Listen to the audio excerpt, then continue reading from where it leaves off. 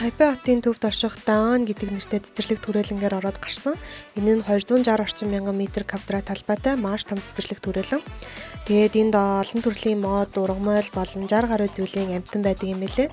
Хүүхдийн тоглоомын талбай, дасгал хөдөлгөөн хийх хэсэг, нуур цөөрөм гээд ерөн цэцэрлэг түрээлэнд байж болох бүхий зүйлээр тохижуулж өгсөн байсан.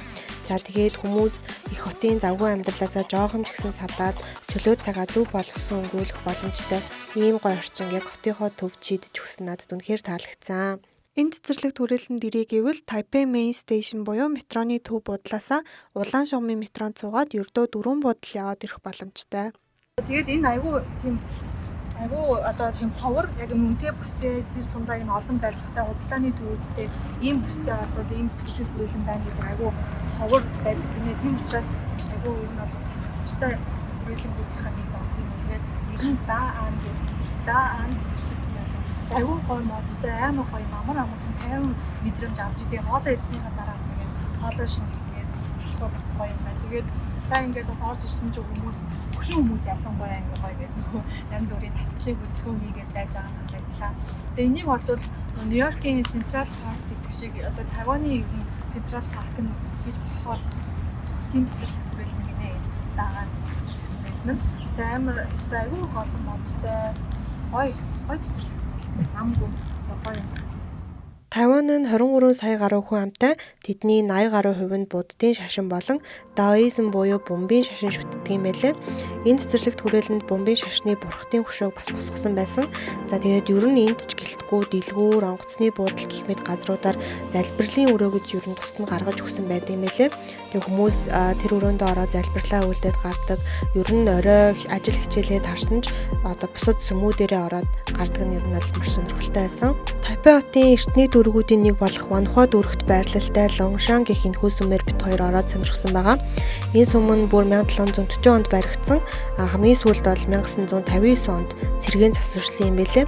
Тэгээд яг хотынхоо төвд орших энэхүү эртний барилга нь урлагийн үнэт бүтээл болон хадгалагдан үлдсэн гэдгээрээ маш тийм онцлог байсан.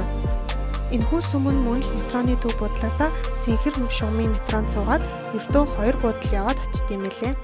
Хоёр явж байгаад энэ оройн цагаар энэ Тайпей хот дахь хамгийн том бөгөөд эртний сүмүүдийнх нь нэгэн дээр ирээд байна. За энэ сүмийн нэр болохоор Лонгшан гэдэг нэртэй ийм сүм байна. Тэгээд энэ нь болохоор луу болон уул гэсэн хоёр үгнээс бүрдсэн ийм сүм юм байна. Тэгээд маш том харагдаж байна.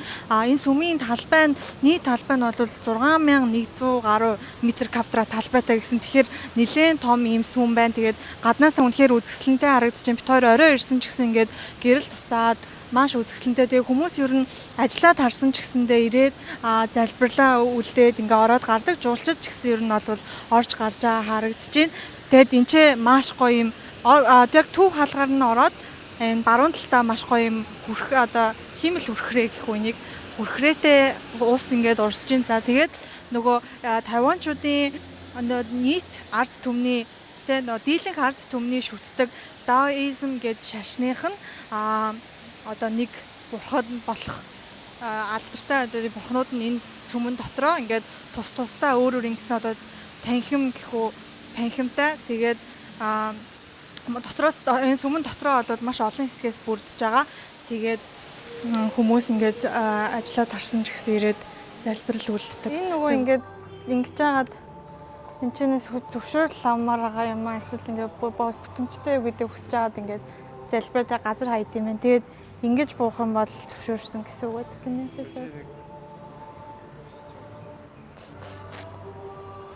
Энэ хоёрыг ингэж хооронд нь хавсраад тэгээд яг юу асуумаар байгаа бол ажил хүслээ бүтээх юугаа асууж байгаа. Тэгээд доош айд юм байна.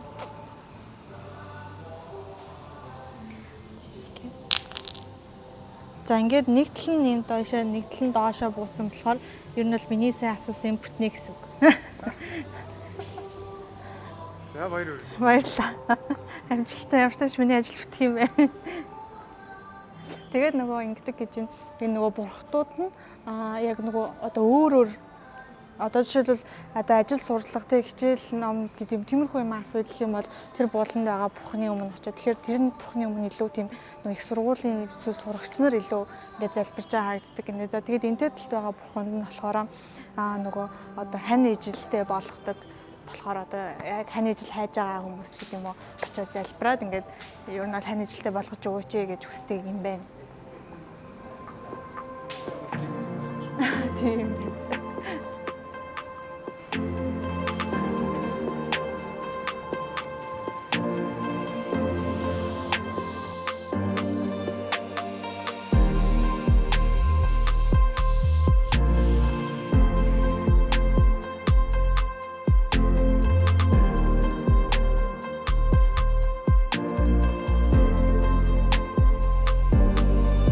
Ингээд бит хоёрын өнөөдрийн аялал дуслаа. Маргааш Тайваны үндэсний музейг очиж сонирхноо.